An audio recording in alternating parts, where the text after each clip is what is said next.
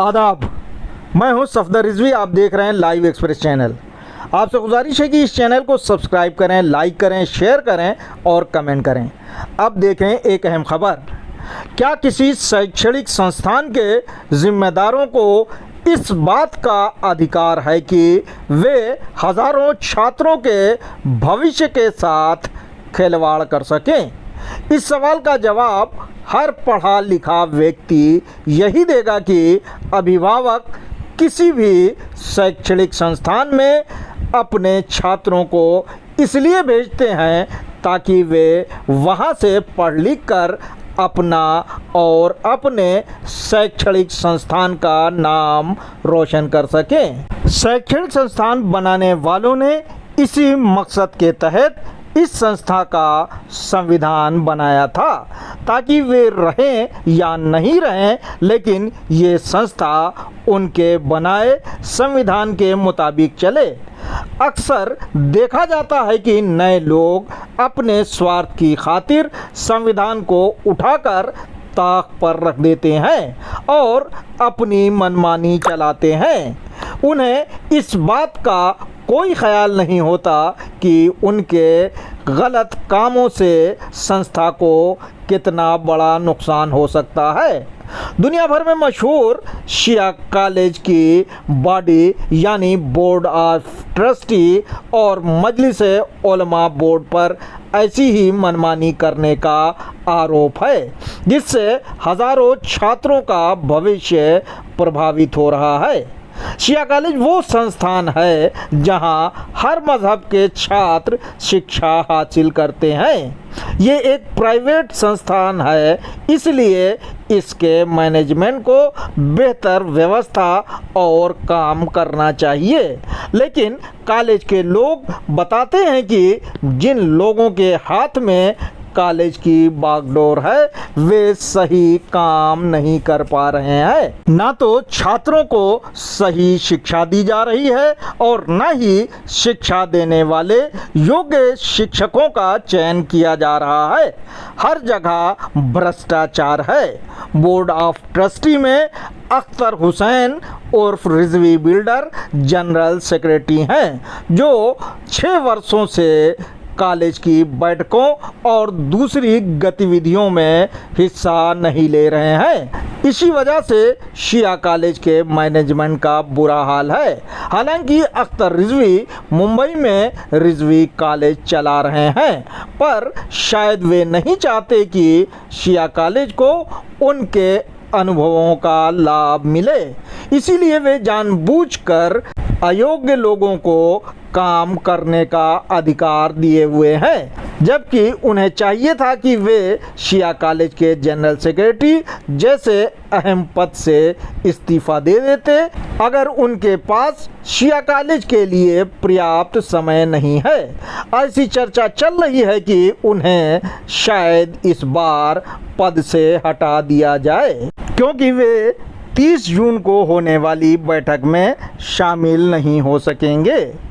बताया जाता है कि वे हज के लिए गए हैं। अब सवाल ये उठता है कि जब पहले से ही पता था कि वे 30 जून को मक्का मदीना में रहेंगे, तो सालाना बैठक को 30 जून की जगह 30 जुलाई को क्यों नहीं किया गया? शिया कॉलेज का संविधान कहता है कि जो पदाधिकारी लगातार 2 साल तक बिना कारण बैठकों में शामिल नहीं हो, उसे उसके पद से हटाया जा सकता है। अब सवाल ये उठता है कि उन्हें पिछले 5 साल से क्यों नहीं हटाया गया? क्या उन्हें उनके पद पर बनाए रखना संविधान के साथ खिलवाड़ नहीं है? शिया कॉलेज में छात्रों, अध्यापकों और कर्मचारियों के साथ हो रहे अन्याय को लेकर हर वर्ग में नाराज़गी है। शिक्षकों का एक बड़ा तबका इसलिए नाराज़ है क्योंकि वे देख रहे हैं कि बहुत से अध्यापक बिना पढ़ाए वेतन ले रहे हैं, जबकि बहुत से अध्यापक 4 से 5 हज़ार रुपये दिहाड़ी मजदूर की तरह पढ़ा के कमाते हैं और उन्हें नियमित नहीं किया जा रहा। इसी तरह ढेरों कर्मचारी इस बात से नाराज हैं कि वे पैसा ले रहे हैं शिया कॉलेज से, लेकिन उन्हें काम करना पड़ रहा है यासूब अब्बास एंड ब्रदर्स के घर पर। बुजुर्गों ने शिया कॉलेज का गठन इसलिए किया था कि कौम के बच्चों का मुस्तकबिल अच्छा हो। शिया कॉलेज में उन्हें अच्छी से अच्छी तालीम दी जाए, इसके लिए काबिल शिक्षकों को नियुक्त किया जाए ताकि वे छात्रों को बेहतर शिक्षा दे सकें। शुरू में इसी नज़रिए के तहत काम किया गया। नतीजतन शिया कॉलेज से पढ़े छात्रों ने हर शोबे में नाम कमाया। आज दुनिया के हर कोने में शिया कॉलेज से पढ़े छात्र हैं। पहले छात्रों को अच्छी शिक्षा तभी मिली जब मैनेजमेंट ने इस ओर ध्यान दिया, भ्रष्टाचार को लात मारकर दूर भगाया और कॉलेज के संविधान को गले लगाकर उस पर अमल किया। लेकिन आज सब कुछ उल्टा पुल्टा हो गया है।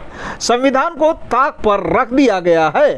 लोग बहुत अफसोस के साथ बताते हैं कि मजलिस उलमा के सदर मौलाना हामिदुल हसन भी ईमानदार नहीं रहे।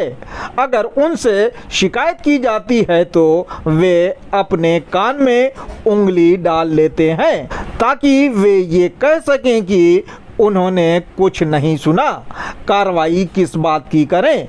लेकिन लोग भी बहुत एडवांस हो चुके हैं। शायद इसीलिए अब मौलाना हामिदुल हसन से पत्र लिखकर शिकायत की जाती है ताकि वे इनकार नहीं कर सकें।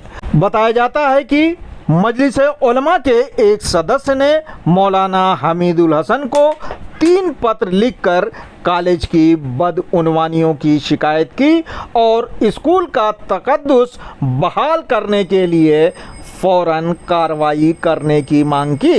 लेकिन मौलाना ने कोई कार्रवाई नहीं की।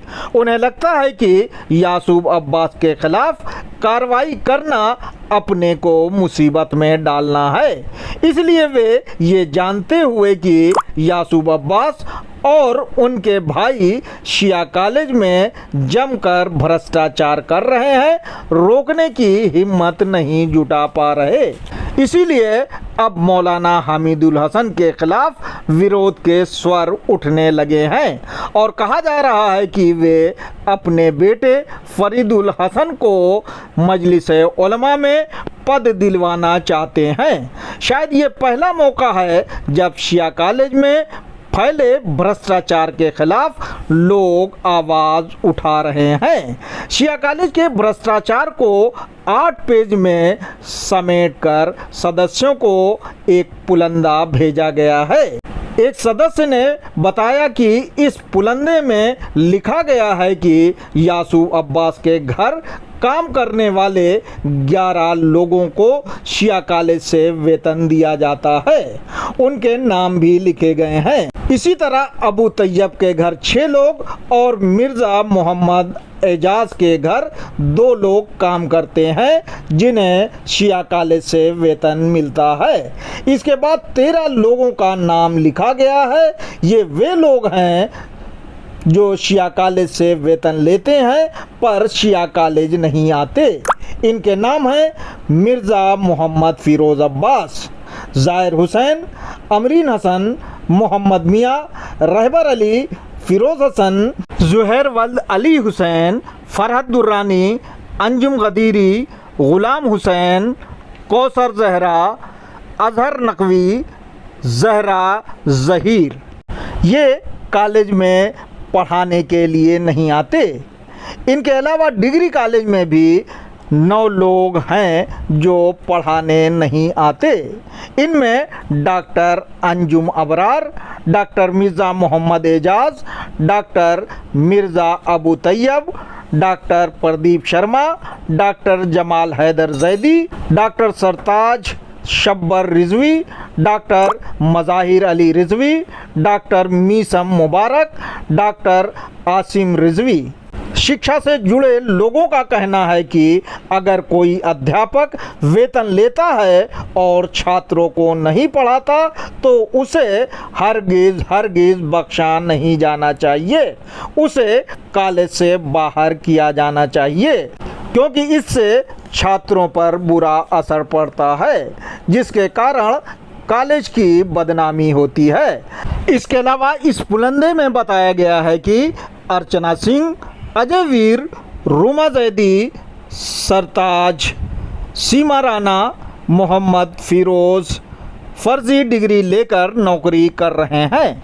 इस पुलंदे में आखिर में लिखा गया है कि यासूब अब्बास के घर के 6 लोग कॉलेज से हर महीने 6 लाख रुपये वेतन ले रहे हैं।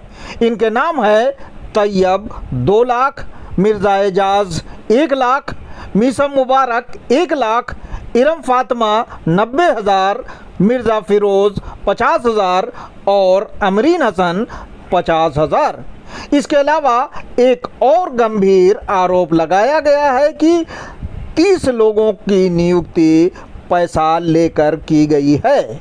इनके नाम हैं डॉक्टर भुवन भास्कर श्रीवास्तव, डॉक्टर महेंद्र कुमार शुक्ल, डॉक्टर केसी दुबे, डॉक्टर अनिल सोनी, डॉक्टर अजय वीर, doctor Prabodh Kumar Garg, doctor Archana Singh, doctor Ravi Pratap Singh, doctor आलोक यादव, डॉक्टर छत्रपाल, डॉक्टर कमलजीत मणि मिश्र, डॉक्टर कीर्ति प्रकाश तिवारी, डॉक्टर गौरव वाजपेयी, डॉक्टर अंकुर सिंह, डॉक्टर अम्बरीश, डॉक्टर विश्वास कुमार पांडे, डॉक्टर वहीद आलम, doctor Seema Rana, doctor Munnetra Singh, doctor Amit Kumar Rai, doctor Kunwar Jai Singh, doctor Sudhakar Prakash, doctor Dharmendra Kumar, doctor Amar Singh Yadav, doctor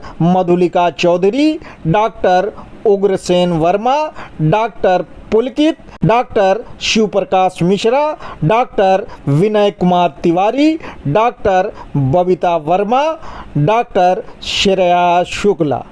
बताया जाता है कि 2 लोगों डॉक्टर प्रदीप शर्मा, डॉक्टर सीमा राणा को छोड़कर बाकी लोगों से 7 लाख रुपए से लेकर 85 लाख रुपए तक की घूस ली गई है। इस पुलिंदे में ये भी बताया गया है कि शिया कॉलेज के bank account union bank of India और स्टेट बैंक ऑफ इंडिया को बिना मैनेजिंग कमेटी के रेजोल्यूशन के बंद कर दिया गया।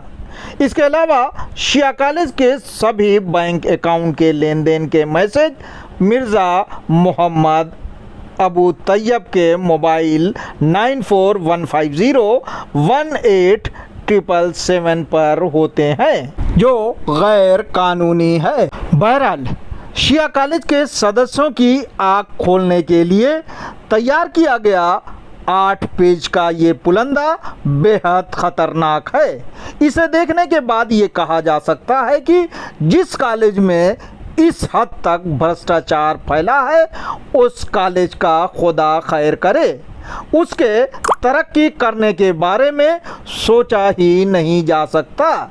ये भी बताया जाता है कि ये पुलंदा सीबीआई और दूसरी जांच एजेंसियों के पास भेजा गया है ताकि वे जांच कर दोषियों के खिलाफ कार्रवाई करवा सकें और छात्रों के भविष्य को बेहतर बनाने के लिए काम कर सके, क्योंकि इस समय छात्रों के भविष्य के साथ खिलवाड़ किया जा रहा है।